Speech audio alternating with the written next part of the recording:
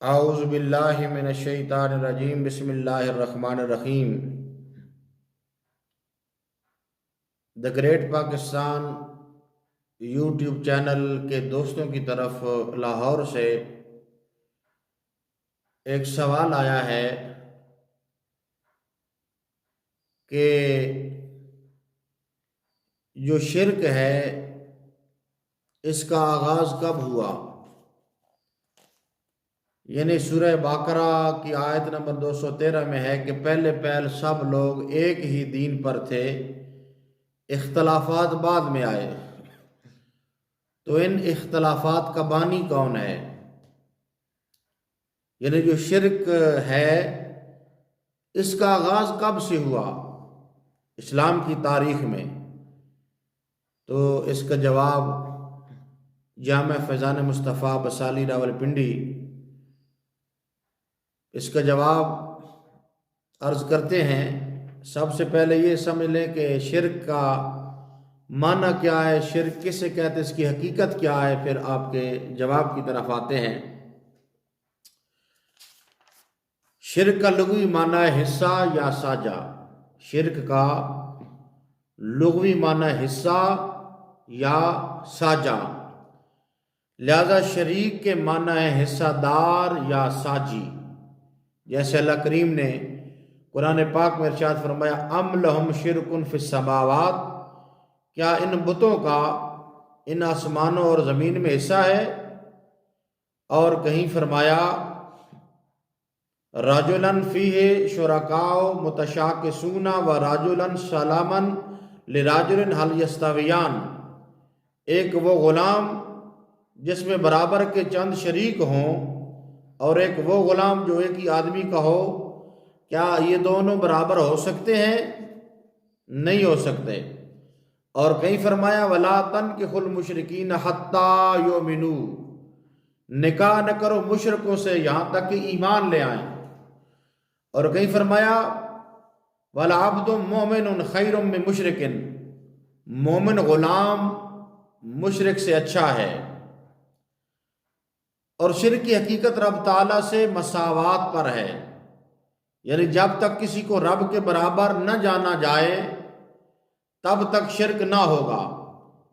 اسی لیے قیامت میں کفار اپنے بتوں سے کہیں گے تاللہ ان کننا لفی ضلال مبین اذ نسویکم برب العالمین،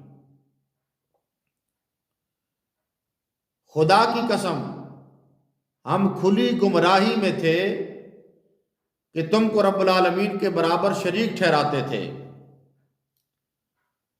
اور کہیں فرمایا وَقَالُوا اتَّخَذَ الرَّحْمَنُ وَلَدًا سُبْحَانَهُ بَلْ عِبَادٌ مُكْرَمُونَ، یہ لوگ بولے کہ اللہ نے بچے اختیار فرمائے، پاکی ہے اس کے لیے، بلکہ یہ اللہ کے عزت والے بندے ہیں۔ وَقَالَتِ الْيَهُودُ عزیر ابن اللہ وقالت النصارى المسیح ابن اللہ، یہودی بولے کہ عزیر اللہ کے بیٹے ہیں اور عیسائی بولے کہ مسیح اللہ کے بیٹے ہیں۔ تو یہ شرک ہوتا ہے۔ اور پھر شرک کی دو قسمیں ہیں، ایک ہوتا ہے شرک فی ذات، ایک ہوتا ہے شرک فی صفات۔ شرک فی ذات یہ ہے کہ جیسے اللہ اپنی ذات میں ازلی ہے، ابدی ہے، دائمی ہے، قدیم ہے، مستقل بذات ہے، ایسے ہی کسی بندے کے بارے میں اس کی جانے کہ وہ ایسا مستقل بذات ہے، ازلی ابدی دائمی ہے، تو یہ شرک فی ذات ہوگا۔ اور شرک فی صفات یہ ہے کہ جیسے اللہ بارش برسا سکتا ہے اپنی طاقت و قوت کے ساتھ، ایسے ہی کوئی بندہ اپنی ذاتی طاقت و قوت کے ساتھ برسا سکتا ہے، تو یہ شرک ہے۔ جیسے اللہ بارش برسا سکتا ہے اپنی ذات قدرت و طاقت و قوت کے ساتھ، ایسے ہی کوئی بندہ بھی برسا سکتا ہے اپنی ذاتی طاقت کے ساتھ۔ کوئی ایسا عقیدہ رکھے تو یہ شرک ہے، شرک فی صفات۔ اب شرک کا آغاز کیسے ہوا؟ میرے ناقص عقل کے مطابق سب سے پہلا شرک جو ہے وہ شیطان نے کیا، ابلیس نے کیا۔ اس لیے کہ اللہ نے فرمایا کہ جناب آدم علیہ السلام کو سجدہ کرو، اس نے کہا کہ میں سجدہ نہیں کرتا۔ اب سورہ جاسیہ میں آتا ہے کہ افرائیت من اتخذ الہہ ہوا، کہ آپ نے اس شخص کو نہیں دیکھا کہ جس نے خواہشات کو اپنا خدا بنا لیا ہے۔ تو شیطان نے خدا کے حکم کے مقابلے میں اپنی خواہشات کو خدا مانا، اپنی خواہش کو ترجیح دی اور اپنی خواہشات کو حکم باری تعالیٰ کے مد مقابل لا کھڑا کیا اور انکار کر ڈالا۔ تو سب سے پہلا مشرک جو ہے یہ شیطان ہے کہ اس نے رب ذوالجلال کی مرضی منشا حکم کے خلاف اپنی خواہشات نفس کو لا کر کھڑا کر دیا اور رب ذوالجلال کے حکم کو ٹھکرا دیا۔ تو رب نے فرمایا کہ دفع ہو جا، میرے دربار سے نکل جا، قیامت تک تو راندہ درگاہ بنا دیا گیا۔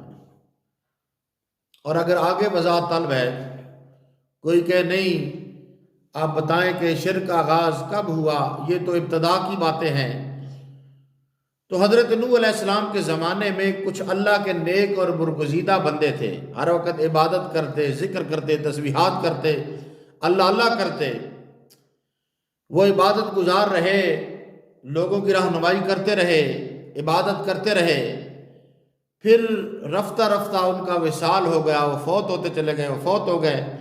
موت تو برحق ہے، ہر ایک کو آنی ہے، امیر کو، غریب کو، شاہ کو، گدھا کو، اچھوں کو، بروں کو، سب کو آنی ہے۔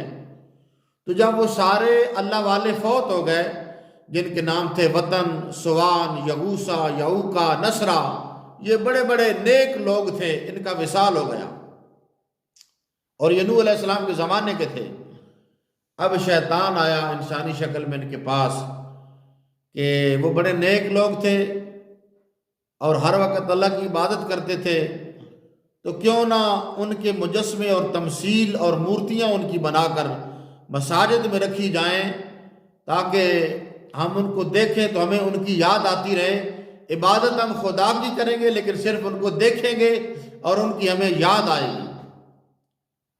اب انہوں نے کہا کہ ہم تو یہ نہیں بنا سکتے، تو وہ جو کہ شیطان تھا اس نے بہکاوے میں اس نے کہا یہ میں کام کرتا ہوں۔ اس نے ان تمام کی، وطن کی، سوان کی، یغوثا کی، یعوقا کی، نصرہ کی تمثیلیں بنا کر، ان کی شکلیں مورتیاں بنا کر مساجد میں رکھ دیں۔ اب وہ آتے، عبادت تو خدا کی کرتے، نماز خدا کی پڑھتے، ذکر خدا کا کرتے، ان کو صرف دیکھتے رہتے کہ یہ ہمارے بزرگ ہیں۔ اب جب یہ نسل ختم ہو گئی، یہ فوت ہو گئے اور نئی نسل آئی، تو اب شیطان لگا ان کو بہکانے کہ آپ کے جو بزرگ تھے وہ اپنی حاجات ان کو بتاتے تھے اور یہ اللہ کی بارگاہ میں پیش کرتے تھے اور پھر اللہ آپ کی حاجات کو پورا فرماتا تھا۔ اب وہ ان کے سامنے اپنی حاجتیں پیش کرنے لگے، ان کو پوجنے لگے، ان کی پرستش کرنے لگے، ان کی عبادت کرنے لگے۔ تو وہاں سے بتوں کا، شرک کا باقاعدہ آغاز کیا حضرت نوح علیہ السلام کی قوم نے۔ تو باقاعدہ طور پر وہاں سے پھر شرک کا جو ہے وہ آغاز ہو گیا۔ تو شرک جو ہے یہ بہت بڑا ظلم ہے، بہت بڑا گناہ ہے، اس سے بچنا چاہیے۔ اور جس کے دل میں رائی برابر تکبر ہوگا یا شرک اس نے کیا ہوگا اس کی کوئی نجات نہیں ہوگی۔ باقی ہر گناہ معاف ہو سکتا ہے لیکن تکبر، گھمنڈ اور شرک، شیطان نے بھی شرک بھی کیا، گھمنڈ بھی کیا، تکبر بھی کیا اور وہی تکبر اس کو لے ڈوبا۔ عاجزی اور انکساری بڑی چیز ہے۔ نبی کریم علیہ السلام نے فرمایا کہ اگر عاجزی کرنے سے تمہاری عزت گھٹ جائے تو قیامت کے میدان میں آ کر محمد مصطفیٰ سے آ کر لے لینا۔ عاجزی اور انکساری بڑی چیز ہے۔ جتنا انسان جھکتا ہے اللہ اسے اتنی سربلندی عطا فرماتا ہے۔ جو عالی ظرف ہوتے ہیں ہمیشہ جھک کے ملتے ہیں، سرائی سر نگو ہو کر بھرا کرتی ہے پیمانہ۔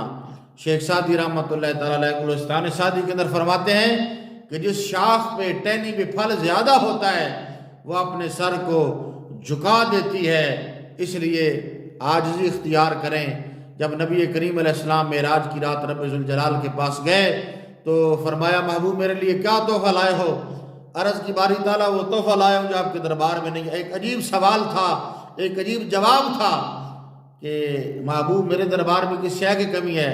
تو عرض کی باری تعالیٰ میں آپ کے دربار میں عاجزی اور انکساری لے کر آیا ہوں. سبحان اللہ.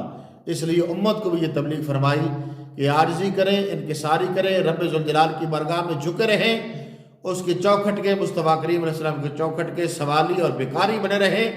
اور آقا علیہ السلام نے بھی درس دیا ہے کہ اللہ سے مانگے. مشکاہ شریف کے اندر آتا ہے نبی کریم علیہ السلام نے فرمایا کہ اگر حتی الملخا، اگر آپ کو نمک بھی چاہیے تو اللہ سے مانگے، یا اللہ مجھے نمک عطا فرما. حتی شسع النعل، اگر آپ کی جوتی کا تسمہ ٹوٹ جائے تو یہ بھی رب سے مانگے، یا اللہ میری جوتی کا تسمہ ٹوٹ گیا، مجھے جوتی کا تسمہ عطا فرما. تو اللہ فرماتا ہے کہ جب میرا بندہ مجھ سے مانگتا ہے میں بہت خوش ہوتا ہوں. اللہ ہمیں اپنے دربار سے مانگنے کی توفیق عطا فرمائے اور ساری زندگی ہمیں پکا سچا نمازی بنائے. وما علیہ الا البلاغ.